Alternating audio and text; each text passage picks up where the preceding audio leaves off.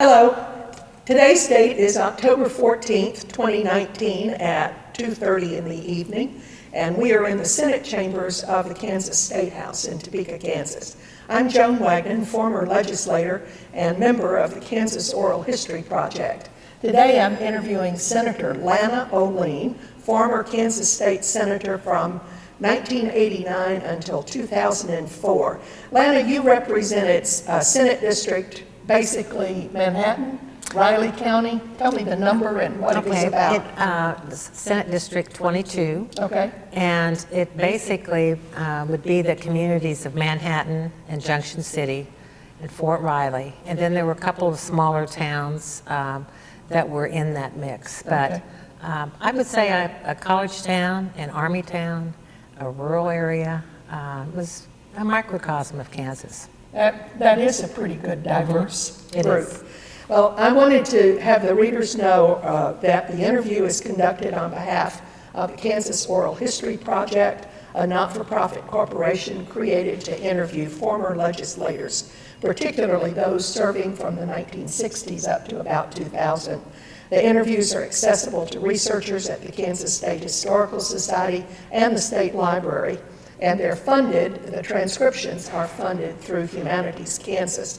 Our video operator today is, you recognize, David Heineman, former legislator and a board member of the Oral History Project. So welcome, and let's talk a little bit about some of your background. Okay.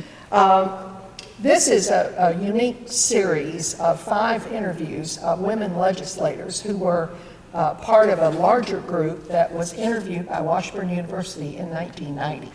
So I brought you a copy of your original interview, and since it has a lot of really good information about who you were when you ran and how you campaigned and all of that, I'm not going to go over a lot of that, but we will just incorporate this in this interview that we're doing now.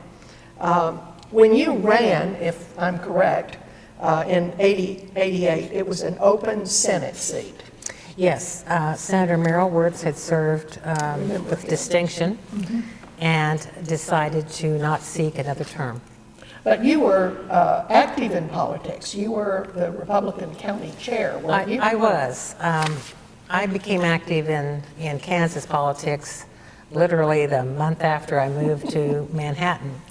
And I was a stay-at-home new mom for that year, and a friend of mine happened to be running for Congress, and I said, it was a high school friend from Topeka West, and I said I'd be happy to help, got involved. I didn't know if when I was campaigning, if I were talking to a bank president or the man who sold cars. I just knew that I wanted to let them know about my friend. Well, that's good. And through that, I made some, he was Republican, and so I worked with him.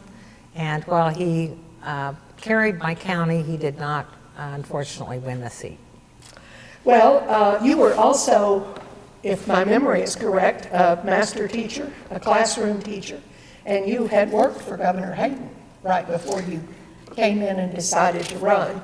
And I think your mom, who was well known to me as a Topekan, was the head of alcohol beverage and licensing there. So you had a lot of connections. I mean, this is not totally foreign that you've come into. No, I remember in high school, my mom worked as a legislative secretary during the session for really? a number of years. Yeah.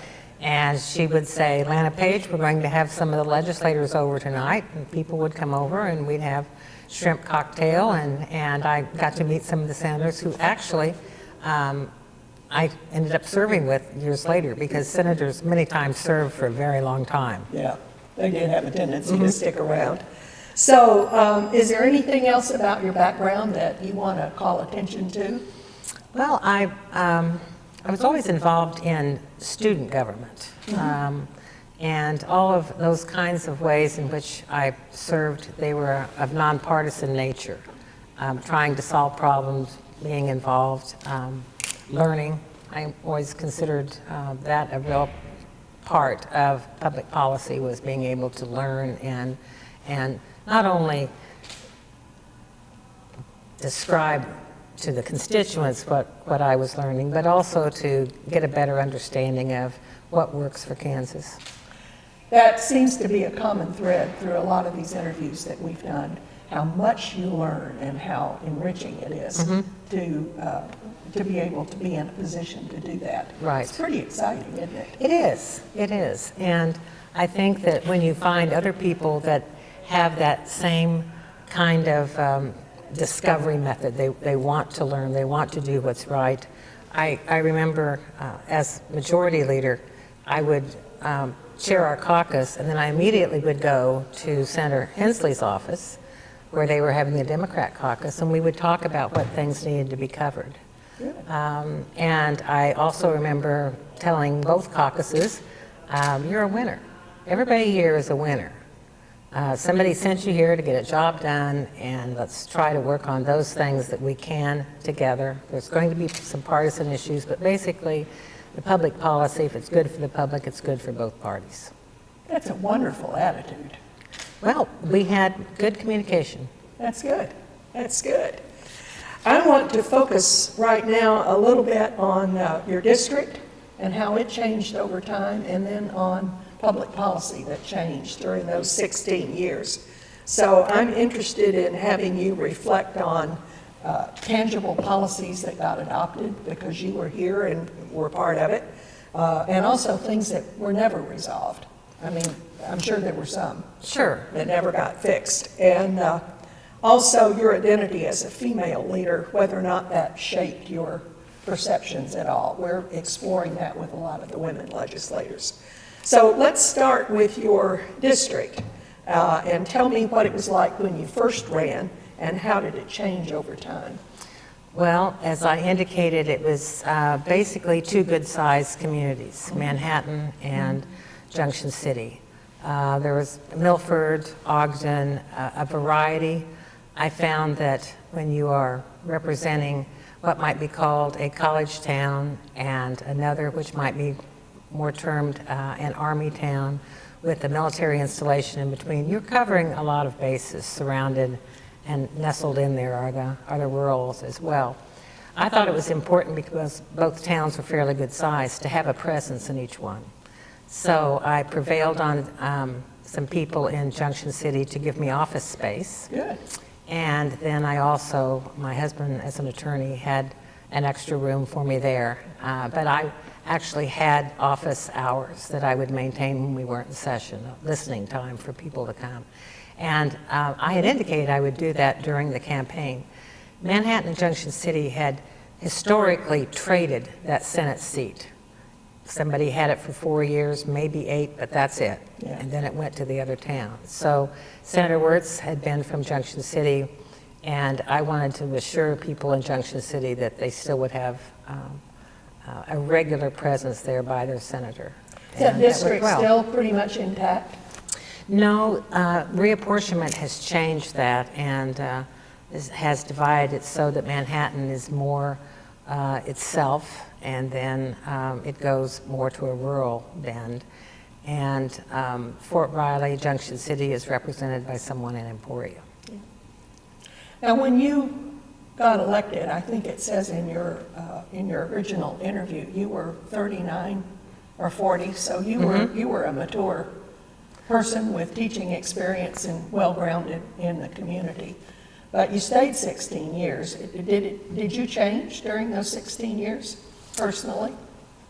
I think in some ways I did. I do remember during the campaign there was an element of folks who really tried to put out there that my kids were too young for me to go to Topeka, that they were 4 and 5. That came out late in the campaign, and my husband and I had to explain, no, they're in 4th and 5th grade. They're not 4 and 5. So they were painting you as a bad mother. Yes. And as my husband said, well, I've always helped take care of this family. I'll continue to do so.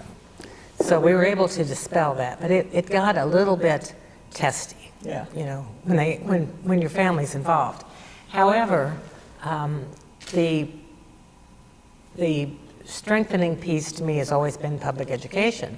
So I just felt like as a classroom teacher that I was taking that to a higher platform of being able to raise its visibility. And public education has always been important to me, always will be. It was a natural fit. And with the public university in Manhattan, Yeah. that lent itself well too. Well, now, during those 16 years that you were there, I mean, we're talking about that last decade plus of the 20th century. Kansas was in the process of undergoing a lot of change, too. What did you observe about the change in your constituents in public attitudes or anything like that? I mean, was the change marked? Could you tell Well, us? I don't want to digress, but I do remember the night that I won. Okay. That meant that there were going to be 22 Republicans and 18 Democrats, very close in the Senate, and the House became Democrat that night, 63 to 62. I was sitting in the House when that happened, and it was wonderful. Yes, and so I just knew that if you wanted to get something done, that it was going to take a bipartisan effort in order to do it. Plus, when things were done in a bipartisan manner, they just seemed to last longer. The policy lasts longer. It's not throw this one out, we're in charge now. Yeah. So I think that fabric of bipartisanship helped to make me see that that was the better option to go. And I think that it also played over well when I was the majority leader. Yeah. That was a race where a president and a majority leader candidate were running as a team, and I was the outsider on that one. And I just made certain, in fact, and we'll probably talk about this a little bit later, but things have become, in recent years, a little more strident. And things were beginning to happen that way during my last term. And yet, the moderate and more conservative Republicans, I was the last leader that was elected that way, with support from both. Yeah. So it really did shift. It shifted. And your majority leader race was in 2000? Yes. Yeah, because you did 4 years. Yes, I was, like I said, I was running against a team that was president and his pick for majority leader. Well, one of the things that caught my eye in your 1990 interview was an issue about Washburn University. Yes. And I mean, here you are representing a Regents institution, having graduated from Emporia State, right? Correct. And getting pressure from people like me to bring Washburn into the state system. And you just didn't feel like you could do that. Why was that a difficult issue? That was a very difficult issue for the Manhattan community in general that I represented.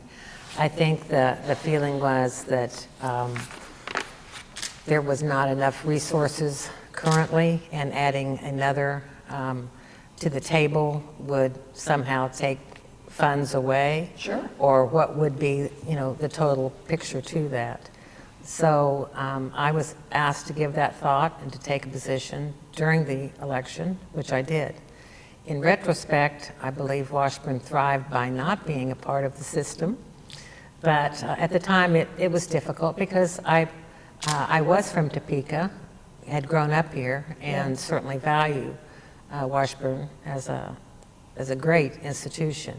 But it was not a piece that really I felt I could bring forward and support, since I represented a current Regents institution. Well, I just thought it was a very good illustration of the pressures that you're on to make choices that are sometimes in favor of your constituency and maybe against what might have been your own interest. I felt comfortable with my position on that. Good.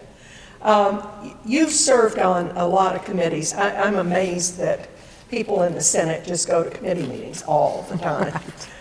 You were on governmental organization, and for some reason you got to chair it that first year you were here. That was unusual, wasn't it? Well, right after the first time that I was elected, then I found out about all these other elections that occurred. And there had been a very spirited race for the Senate leadership. So here are the new people coming in and not quite certain, but their first votes are going to be about who's going to lead them in Those are very important votes, as well as what committee assignments. So I do remember Sheila Fromm and I getting together and thinking, what do we really want? And she ended up being the vice chair of education, which was quite a big step for first year.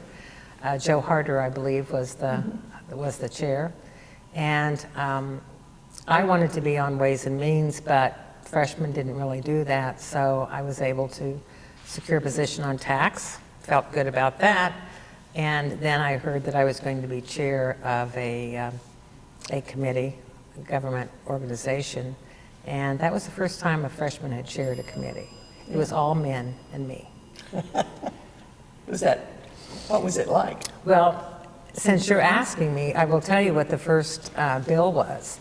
They used to have what they called sunset laws, and every agency would come up and it would basically say that that agency was going to be terminated the following year. And then the agency would come before the legislature to explain why they didn't. Well, the first bill I ever got was to terminate the Department of Revenue. And I knew very little about the Department of Revenue, but it was such a good committee to learn about government, you know, and the agencies and the people involved and their commitment to service. And so it was a very good experience, a learning experience, and I think one which helped me to be more grounded in having a better understanding of state government. Yeah. Yes, I was representing a district, but I needed to know how things worked as well. Well, and there's no better place than governmental org. But you managed to move up to be the chair of Federal and State Affairs, Fed and State. Certainly with your military installation, that made sense. But it's kind of a big committee that covers all kinds of things. Talk a little bit about what you saw as your contributions as chair of Fed and State. Okay. Well, there had been a chairman of Federal and State for many, many years, Ed Riley. And Ed was not going to run again, and so that was a big hole to fill, I guess one could say, because he had been there for so long. I remember being asked if I would take that position, and I said yes, and then several people came to me and said, well, you know what that makes you? The Queen of Vice, because all alcohol-related issues, anything dealing with guns, with abortion, with gambling, with military, they all came to that committee. And I had a variety of vice chairs and ranking members, but overall that was a very good experience for me. It was hard at times. It became very testy. We had Carrie Conceal, I remember one time, and we were in the old Supreme Court room, and Sherman, Smith? No, Sherm. I'm Cut that blanking. out. He was from Wyandotte County. Yeah, I remember, a Okay. big, tall guy. Yeah, professional ball player before Yeah. that. Anyway, he leans over to me and he says, I don't want to bother you, I don't want to upset you, Lana, but that man's packing. When we were talking about Carrie Conceal, I thought, well, what do you know? So, Sherman Jones. Jones, Yes, delightful man. And B.D. Cannon. I had some very colorful ranking members. You did. Who sat beside me on one side and the vice chair was on the other. And we plowed the road and heard the bills and hopefully enacted some really good policy for our state. We had done an interview with Ed Riley last month, and he indeed is a colorful figure. And and also an interview with Ginger Barr, who was chairing Fed and State at the same time in the House, and it was pretty amazing. Did you get a lot of abortion bills in the beginning? Because that seemed to be what went through there that just hung everything up. They had, I think they had been requested by Senator Riley to come to his committee. And so when I took his place, those bills continued to come to the Federal and State Affairs Committee. I think there was one maybe that went to Public Health, but then it was immediately referred back. So each year there was something about women, reproductive rights that came to the attention of the committee. You were in leadership throughout your whole service. You had a, quote, leadership position as majority leader for the last 4 years. Why did you decide to go for the majority leader position? And I'd love to hear you talk about that election, how that happened, and were you the first woman majority leader? No, the first woman majority leader was Sheila Fromm for a short amount of time, and then she ran with Bill Graves as lieutenant governor. So she was there for a bit. But and Alicia Salisbury had been in as vice president. Vice president. But you were really the longest serving female majority leader. Correct. Which is a big, huge job. Well, it is, and I did not just set my sights to run for that, but several people came to me. As I indicated, there was a team running for president and majority leader. And from that, some people that I had been serving with for some time said, we want to have a choice on this majority leader position. So I said that I would run, and I do remember the much more conservative members of my party asked me if I would take a call. And so they called about 5 or 6 times from my home to ask me my position on some things, knowing what my position was on other things. And but I had always been against the expanded gaming, except for the Native Americans, American Indians. And from those discussions, I had a number of very conservative legislators support me because they felt that I would stand up for them in making certain that their bills got heard, not necessarily passed, because many of those bills had come to fed and state. So it was a strange relationship, but it was built on trust. And I trusted them that they were going to be there with their votes, and they were. And there were moderates who did not support me. So it was quite a unique position. But when the votes were counted, I won by one. That's a pretty slim majority. It is. It is. But you obviously got and then you served the whole 4 years. You didn't have to get reelected. Right. During that 4 years. No. I mean, it was a 4-year term as majority leader. Right. And Dave Kerr was the president then, and we were able to work effectively together on a number of issues once the election for leadership was completed. He speaks well of you. We interviewed him last month as well.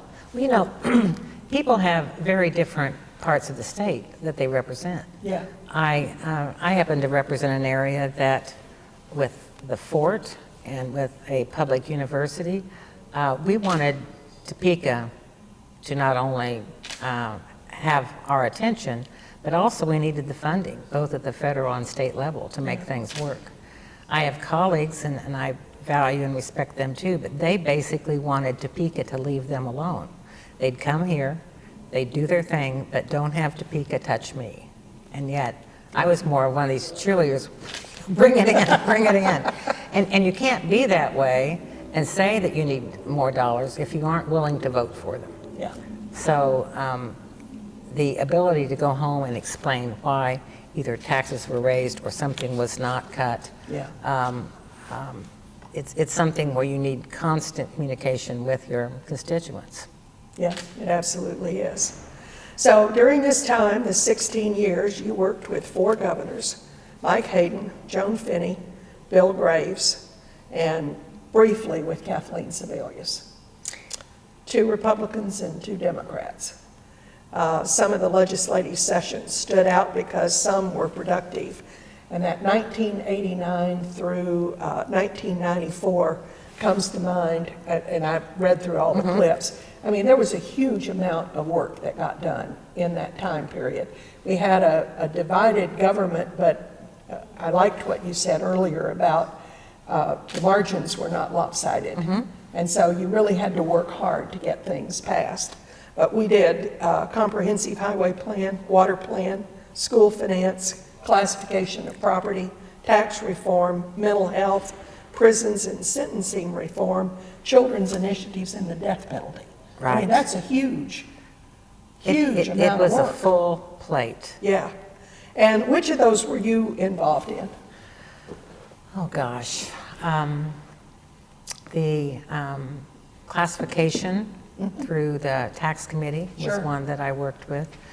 I was never in the natural resources line of work, so I depended upon others, you know, to give me that information and so on. But I do remember the classification being a really intense, it was a learning curve for me. Yeah. For everybody. And I think, yes, it was for everyone, but people really worked hard. Yeah. I think, you know, the extra meetings that would happen, it wasn't, you knew when things were coming also. There was that understanding that if a bill were going to be heard, then you were going to read that it was going to be heard. And then people would, when I chaired a committee, I used to have my secretary call folks to come in and testify, if, you know, on both sides, let them make sure that they knew things were happening. So that openness to process on many of these difficult issues, I think that's why they succeeded, is because they were open and people knew, it wasn't nuanced through, it was known what you were working on and how. Did you interact with the governor's office on those things very much at that time? I mean, you're still reasonably new. I did. I remember during my campaign every other day, Governor Mike Hayden would call to see how I was doing. And I'd hear this huge loud voice and I thought I had got to go knock on some more doors, you know. And then after he left, then Governor Finney, and again, I'm going back to my mom for a minute, but my mom had worked for her. And so she knew me, you know, as Lana Page. So she would call me, Lana Page, I need to see you down here in the office. And she was very well intended, and I think did some pieces that we don't always give credit, you know, where credit's due. Then we, as I indicated before, I worked with 2 governors that were Republican, 2 governors that were Democrat, 2 boys, 2 girls. And it just seemed like even though we were changing who our leadership would be, the work of the legislature didn't really change. We had business to do and governors to propose, and we kept moving forward. Yeah, and that was good. Now, in 95, after that 1994 election, the politics and the issues shifted substantially. I'm drawing this from having read through all the clips and the news reports of those sessions. We had a new group of social conservatives in the House. Tim Schallenberger was Speaker. Bud Burke was President in the Senate. And the press reported that many issues were debated, but few were passed. Abortion, extension of the lottery, and tax relief for cars became central and yet unresolved issues. Did you do much on those? I have a funny story about the lottery extension. Okay. Some of the very people that, legislators that opposed extension of the lottery certainly liked the economic development funds that came from it, but they felt that they needed to vote no. And as I indicated before, I was chairing Government Operations Committee, and the lottery bill was one that came up, and so I explained it, and everybody voted, and it was like 34 to, 3 or 4. And then I was called in by the leadership, and they didn't realize that that was the lottery extension bill. So they had to recall it and go through the operations, and it eventually passed again. But I always thought that as, well, maybe some people weren't paying attention. This was the bill, it was in front of them in their book.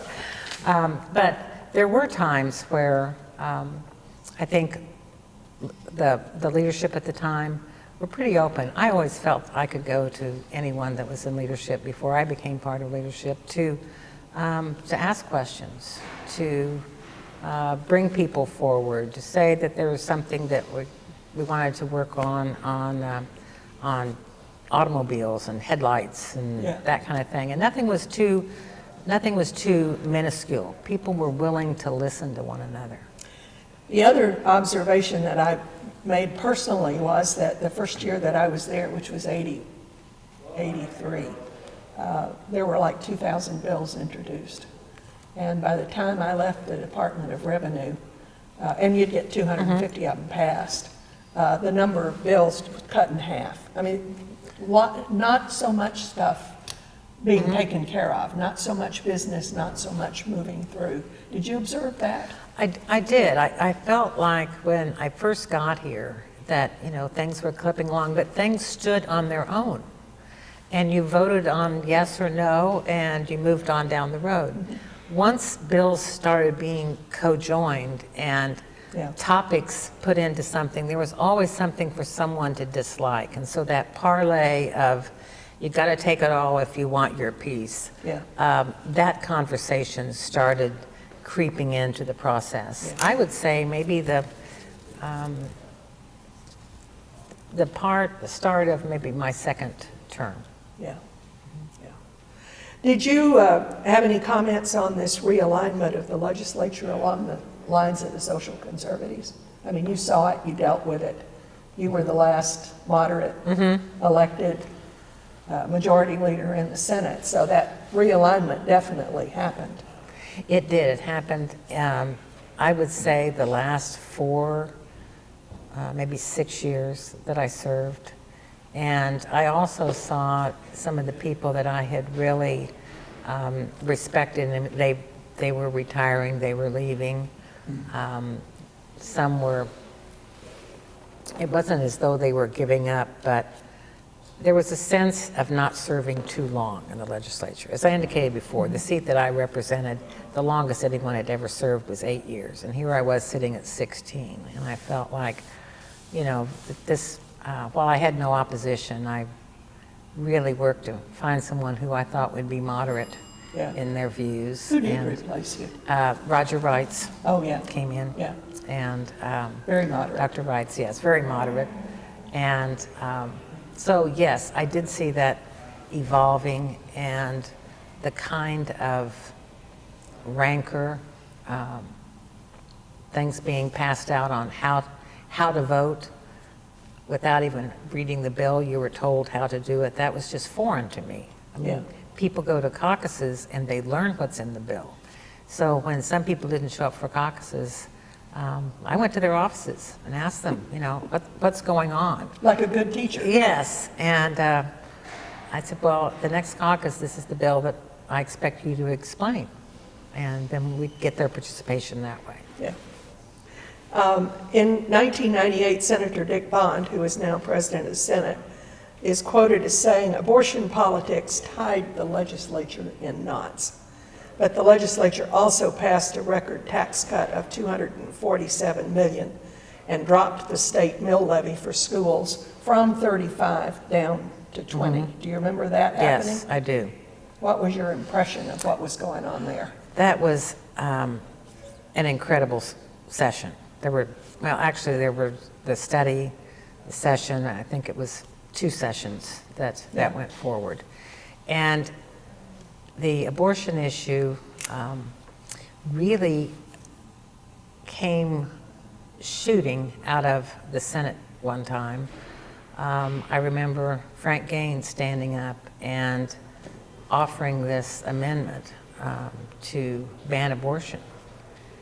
And Nancy Parrish could not get to his desk soon enough. And people, and some people were crying. I mean, it was just such a shock.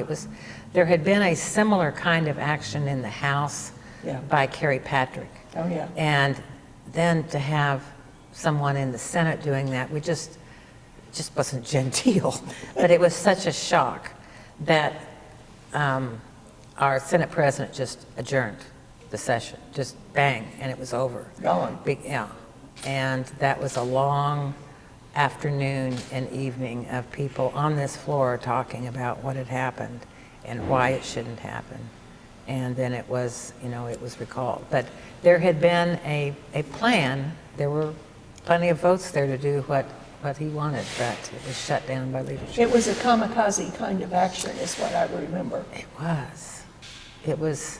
And unlike the very ponderous, slow-moving legislative process that you normally experience. It was really, in my opinion, the first invasion of decorum in the Senate. Way to put it. Yeah. It was just blindsided. Yeah. And each chamber can have its antics, but I must say that the Senate hadn't really matched the House on antics until something like that happened. And then we saw just how leveling that can be on trust. Yeah, it does. It does. Well, by 99, they're back to calling the session historic because you funded a 10-year transportation plan. That was Graves. And you also had state gaming compacts, so you must have been in the middle of those. And 2-year funding of schools that increase base state aid. And you had the restructuring of governance of higher education. So that end of the century was a very productive. It was, and I do think that it's important to mention that interim committees, committees that met when the session wasn't on, Right. they were well attended, and there was time to really be able to discuss and examine issues. It wasn't a 2 or 3 days, but interim, but people really got into having a better knowledge base. And also with interim committees, you had House and Senate members together. Yeah. So the same story was being told to both chambers, the same interpretation, but to both chambers. And I think that, this is just my opinion, but part of the demise of a continuing of governance is the lack of the interim studies and their deliberations being taken seriously during the regular session. Why did they do that? Were they trying to save money? Or did they not see the value of the deliberate and careful study? I think sometimes when people are in leadership, they really aren't in the nitty-gritty of the committees, and they can be more involved in the public process. But you have to have a learning curve in order to change direction. Yeah. And I think there was a budget considerations at one point. We ended up with quite a few joint committees, if you remember, Yeah. and then the interim studies. And creation of those joint committees may have taken the focus off of really looking, but having an interim tax committee every year is important. I couldn't agree more. Yeah, everybody needs to have that information that Yeah. that comes forward and time to look at it, not just in the throes of the 90 days. Well, you cannot learn what you need to learn during a hearing on a bill. Correct. You've got to get up to speed. So when you became the majority leader, how did your activities on a daily basis change? You're going around, as you described, making sure that people come to the caucus, know what's going on. Did you do less committee work? I mean, how did that Well, what was change your life? interesting was when I was elected majority leader, not one chair was returning. In other words, every committee had a new chair. Oh, my. And none of them had been vice chairs of those particular committees either. So it was a huge learning curve. So I became chair of the chairs. And we would have meetings with the chair, the vice chair, and the ranking member. We had that's lunches. good. And and we would have those once a week, and we would talk about what issues were there. And then I dropped it down to the chairs, realizing that the vice chair and the ranking are very important. But I had a couple people say, we really don't know what's happening, So then we changed it to where I would meet with all three. I had seen prior to that where the ranking member had no idea what was going to happen until he or she stepped into the room. And they have a leadership, not only a leadership role, leadership responsibility. Those three officers is the way I referred to them. They have a sense of doing for consideration of people's bills that have come forward. And they play a very key role on conference committees. Right. Because they represent the committee at that point. Yeah. So we spent quite a bit of time understanding our role as chair and leadership. They were leadership of committees. I'm getting the sense in talking to you that you had a really strong understanding of process and how to make things work. And you really knew how to organize and keep things moving. You know, the Senate chamber, it's like a public classroom. You know, and as I indicated, all 40 people were winners that were in here. But in managing a classroom and in being floor leader, you have some that need more attention than others. You have some that need private attention. And so you're looking out over the chamber and you're valuing the process and you're remembering that everybody is there because a majority of people from that part of the state sent them there. It's a matter of making certain that everyone's voice is heard. Do all have to be heard during the session? No, but they need to be given their voice. And many times, the very first time that we went into session and I was majority leader, Senator Huelskamp threw out this amendment that dealt with abortion. And I remember I was sitting right there and I remember walking over to him and everyone's eyes, you know, on what's going to happen. And I said, Tim, this is my first day here. I said, I don't want you to upset everyone and everything here. I mean, this is this 18-page amendment. It deals with abortion. No one has heard this. If I can get this heard in a committee process, will you withdraw it? Smart. And he said, I can't. And I said, you can't what? He says, I can't believe that they would hear it. And I said, well, let me check. So and everyone's just kind of in abeyance. So I went to Federal and State Affairs. Yes, they would hear the bill. I went back to him and he says, well, I'll think about it. So by the time I got back to my desk and Dave Kerr was in the chair, he's going, what? And Tim says, okay, I'm withdrawing it.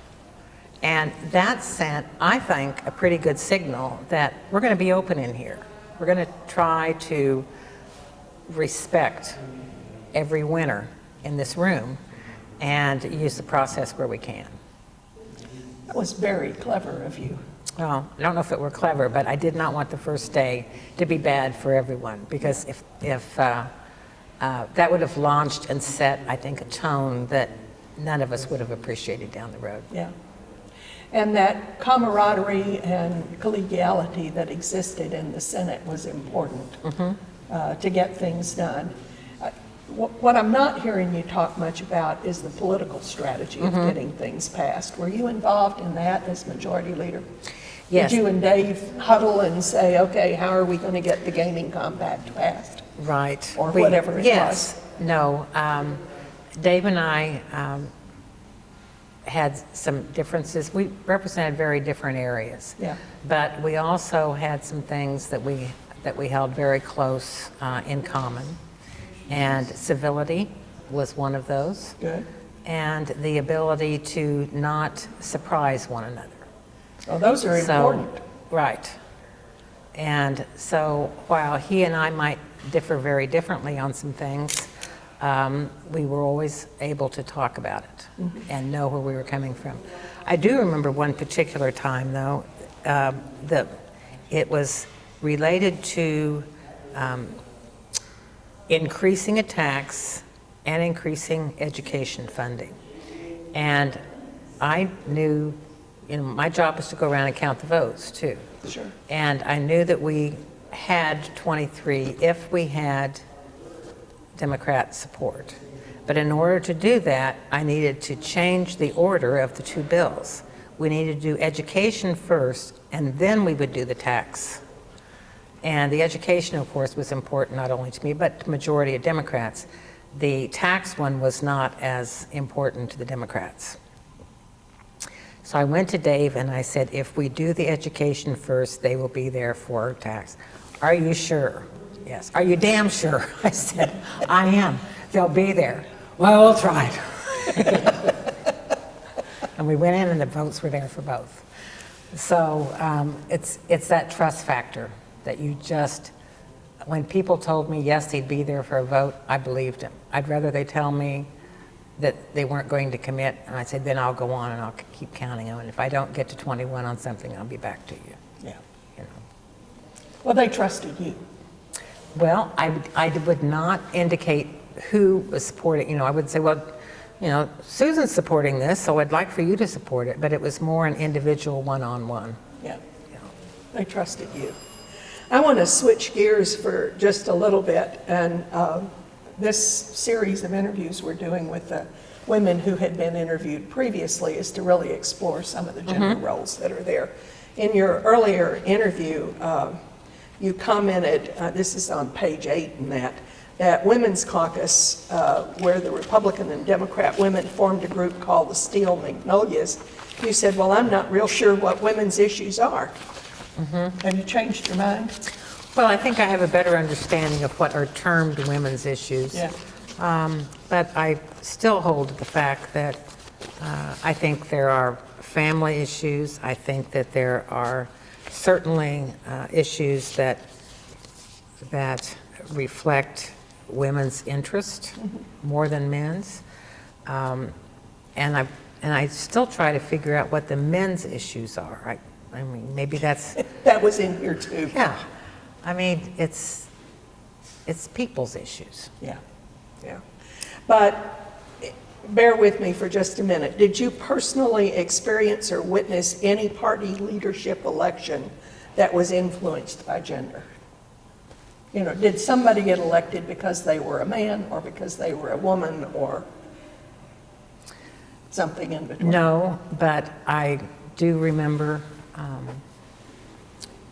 working with, we had a situation of someone, legislator who was abused, lady legislator. I didn't know who that was. Yeah, and that kind of going to bat for her as to why she was not at a meeting or at somewhere else, or that kind of thing, that came up. And I think from that, there were some judicial bills that dealt with abuse that women rallied around because of one person, Well, I'm sure they had their life experiences too, but they knew firsthand of someone who faced that. And there were a whole spate of domestic violence bills that went Yes. through in that time period, yeah. Bear with me on this. This is Okay. Washburn's question. Personal identity is loosely defined as gender, age, race, class, sexual or gender orientation, marital status. I mean, pick one. Did you experience any time in your legislature where you believed your personal identity influenced your ability to pass policy, work with other legislators, or give good service? In other words, who you were was an asset. I think it was an asset for support at the federal level for women in service. Okay. I was appointed to serve for this Defense Advisory Committee for Women's Services. This was some time ago. It was in the early 90s, and seeing the discrepancy between men and women who were training in our military. One of my assignments was to go to Fort Leavenworth and to do an inspection there. And this was back when Dick Cheney was Secretary of Defense. Bob Dole had kind of gone to bat for me. I had been elected or selected to serve, and then I was on the advisory committee and traveled the world. That's pretty several cool. different times. And the DMZs, I mean, just Guantanamo Bay, everywhere. Wow. But here at Fort Leavenworth, which is pretty, Fort Leonard Wood, which is pretty darn close. I went there to see boot camp, and boots didn't fit women. So they could not pass some of their tests and do some of the stuff. They did not have the right size. They only had men's issue for women recruits. And I remember raising a big deal about that. And then the same with what your weight was. Yeah. You had to get back to a certain weight after you'd had a child.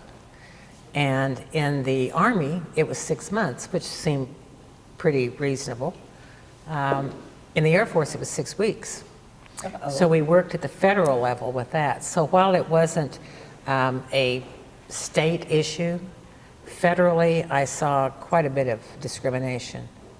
And that was my experience in the very early 80s in watching what came out of the civil rights movement all through the 70s with women in credit. You know, I would have defined those women's issues as issues that discriminated against women in the carrying out of their daily lives. And a lot of that's been eliminated. But the subtle things are still there. We had a good one happen at Fort Riley, a good example, I mean. Desert Shield happened, and all of a sudden, 9,000 men, primarily, were called out of Fort Riley and sent overseas. And that left the women behind. Well, if you remember, that was when they had 24-hour TV of what was happening with Desert Storm and Desert Shield. You could watch it all the time. Well, with the men who had been deployed, the women didn't really know how to take care of bills. So their cable TV was being cut off. Each one of these little units, cable TV had services there, and so they cut them off for non-payment. And the men were gone for the most part. So some women called me, and we ended up making a call to what is now Cox. And I remember getting one person and another person, and frankly, I was not a person who referred to myself as Senator Oleen until that series of phone calls. Yeah. And from that, I felt like I was Ann Landers of camouflage or something. But those women, a number of them, came to the legislature with cookies to thank me. And all of their stuff was turned back on until the Army could make provisions. There hadn't been the chance to really make plans for the men, to have their accounts covered. But that was a biggie. I used to find those kind of situations going door to door when I talked to people. Child support was a big one. And so I think those, in my mind, are the issues that primarily affect women more than men. But anyway, I think we've covered that. Governor Sebelius came in 2003 and 4. At this point, Democrats are outnumbered 3-1 in the Senate, 2-1 in the House. And the budget issues in 2003 caused her to delay payments to local governments. We even changed tax payment deadlines because I was working at Revenue then. And but she didn't raise any taxes. But I just wonder what you remember about any of those policy issues in that early part. You were still majority leader, or what it was like to work with her. Because you only were there 2 years when she was governor. And we worked together very well. Yeah. And President Kerr did as well. Yeah. But we also had the Senate composition and complexion had changed. How had it changed? It became more strident. The conversations were not as inclusive. The caucuses, while attended, I think there were other caucuses that were meeting, separately. There was more of a discussion of opposition between folks in the House and Senate. They would meet separately. Those kinds of events that everyone used to go to, things were just beginning to shift into a less public domain. Yeah. And more kind of, for want of a better word, more tribal interests. You know, we like this, or at least that's what it looked like from the outside. Right, and again, I think that many of the ways that bills were joined together did not give people a clear perspective as to what the issues were. Yeah. I remember in conjunction with President Kerr, we had 6 bills and we just said they may have come out of committee, but they need to go back and they need to be separated because we're not running them this way. That's good. You know, you can't have a good and a bad in the same thing and still call it a certain title and so on. So there was that strife, I think, of bundling to avoid clear decisions on policy issues. How did that affect you personally? Well, was it frustrating? Was it was make you mad? It was frustrating, but it involved a lot more conversations with members of the caucus on an individual basis. When you are in a caucus situation, you know, you have everyone there, but one-on-one, to me, you can make more progress. Yeah. And did I want to intimidate and have them come into my office? No. I would go to their office. Or they would have a choice. Do you want me to come here or you want to come there? But the two of us need to talk. I'd just like to underline that if I could, because that feature of leadership where you go to them rather than expecting they come on high to you seems to be a very effective strategy, and I see women much more using that. Oh, I think so too. Yeah. They're not ashamed to step down out of your office and go to somebody else's office and meet them where they are. Correct. That must have been your real strength. Well, I felt I started in such a cubicle that if the president of the Senate or the majority leader had come into my office, there literally wasn't a place for them to sit. But I think that either neutral ground or the ability for someone to have you as a guest sets a higher tone. Yeah, it does. Well, I think we probably need to bring this to a bit of a close, but I want to go back and do just kind of a retrospective assessment of where we are. So these are short questions. Okay. As you look back on your time in the legislature, what are you most proud of? This is going to go on your tombstone. Okay. I really felt like I represented diverse groups well. And by diverse, I mean you have a number assigned to you. Mine was District 22, but it was really a microcosm of many different interests. So I think being able to connect, being able to effectively communicate what was happening in Topeka and what they wanted to have happen probably was my strength. Yeah. Why did you leave? As I indicated earlier, that historically that seat has been one that people take turns. And I felt like my turn had been enough. I also, when I was first elected, I mean, it was a night where there were a couple of by-the-skin wins. Jerry Moran and I were the two on the Senate side, or on the Republican side. And then eventually I didn't have opposition when I would run.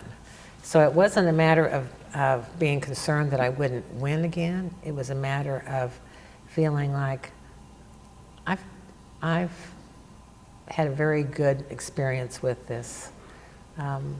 It's been long enough. I have some other things that I want to do. Sure.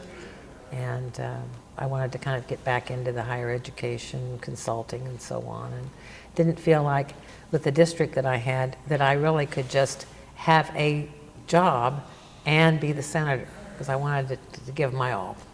And so what did you do when you left? Well, I worked for some foundations in higher education, and served as a governmental operations. Did quite a bit of work with the tribes here in Kansas. Good. Working with their, for example, they wanted to be more involved in commissions and so on, and we talked about resumes, we talked about getting involved and so on. So I represented all 4 tribes. My opposition to gambling expansion past the tribes was a natural fit for me as well. Sure. And then I did some policy making work on what was a consensus council. And there were 8 of us in the US, and we would troubleshoot.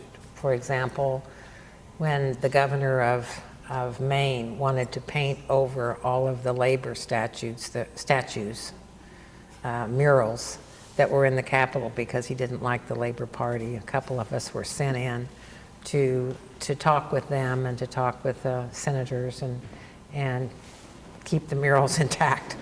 When the tornadoes, or when the hurricane hit in Florida, there were tribes that weren't federally recognized that received nothing for their relocation. So we were tasked to go in and work with that, and that was through Department of Defense. So That was fascinating. yeah. So the consensus building piece, I think, was a part that I still wanted to work with and found ways to do so. So, would you do it again? Would I run again? Yeah, or Serve? would you have run again? Oh, I mean, having done this, I'm assuming that Uh-huh. you're not at the point where you really want a full-time job anymore. no, I like my life the way it Yeah. is now, and Kent and I are able to travel. We've got not great grandkids. We've got grandkids Yeah. who are great. Yeah. But we like our life right now. I still dabble in interests that I have. Some are political. Some are just a part of being an American and being engaged. And what advice do you have for other women who are planning to go into politics or into public service? I frequently counsel with particularly women who are looking at public service, school board, city commission, state representative, and so on. And I enjoy that and really saying you have to know the district that you want to represent. And if you know them and you feel that you are a real part of it and can bring it back and explain whatever you do, then go for it. Yeah. So I still serve as a mentor to some of the people who are in the legislature now, and I enjoy that as well. Good. Lana, it's been a fascinating it's been good. opportunity. We've known each other for years, but we've never talked about some of these Well, things. we haven't, and we haven't really talked about some of the things that you and I did together when we were in the legislature. What do you remember? I just remember working on some issues and the Children's Initiative Oh, yeah. and in the Yeah. old Supreme Court room and being able to move it and make some things happen for Kansas kids. Oh, that was one of the highlights of my legislative Yes, service, was working on that children's initiative. It was a wonderful opportunity, and I'm not sure how I fell into it because I think it was definitely House-led, and but there were some of us that became involved in it, and I do remember not too long ago when Marvin Barkus was back with some others for the Oral History Project, and I said something to him about that afterwards, and I said, the Children's Initiative really was something great, under your leadership. He was the speaker at the time, and he says, hey, I just announced it, got out of the way, and the women did it. So I think there are many things that women cover and look after that maybe could be lost in the shuffle and in the Zoom. Yeah. Without some critical eye and that life experience that brings us forward. So you would say that the increased numbers of women in the legislature have been helpful? I think so. I think that helps with bringing perspectives forward. and perspectives raised.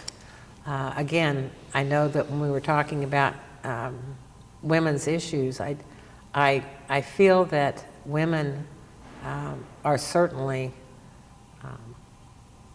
voices that need to be heard, and many times are the ones that will work toward a solution rather than a situation. Yeah, yeah. Well, this has been fun. Yes, it's been great. Senator, Yes, thank you. you bet. I'm You Joan bet. Wagnon with Senator Lana Oleen for the Kansas Oral History Project. Thank you.